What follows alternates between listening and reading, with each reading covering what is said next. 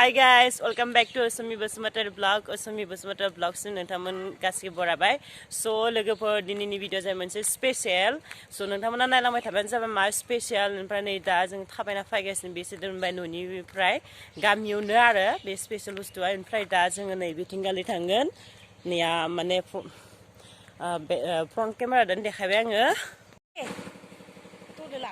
ओमफ्रायहा लोगोफोर नोंथांमोना आं माने मोनसे स्पेशल बुस्थु देखायनो नागिरदोंमोन नै माने स्पेशला बेनो जाहैबाय चावमिनखौ न'हा बोरैहाय बानायो बेखौनो नोंथांमोननो देखायबाय आं दा नैया माने चावमिनखौहा न'आवनो मेचिन बायनानैहा न'आवनो प्रडाक्ट खालामनो हायो बेनिफ्राय नोंथांमोनाबो जुदि बेबायदि मेचिन बायनानै न'आवनो जुदि प्रडाक्ट खालामनानै बेखौ खालामोबा खालामनो हायो आरोना आरो लोगोसे सासे मानसिफोरखौबो माने अनसुंथाइ होनो हागोन.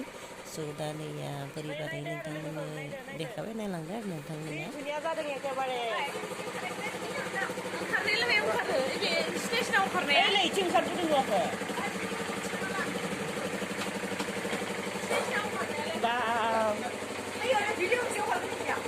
इखौनोथ' खालामदों आङो खाख्लांबायना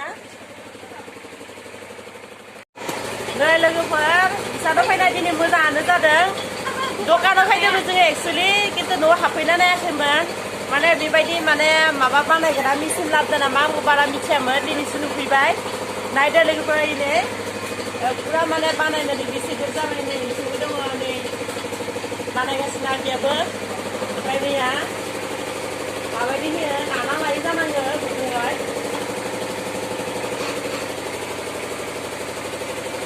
गाहाम नांबाय नुनानै बेफोर माबायानो गुन्दैयानो मैदा गुन्दै दङ नैफ्राव माने बानायगोन आरो नै नादै इसानि आगोलानि स' दा आं थांनोसै बेखिनिखौ दिन्थिनानै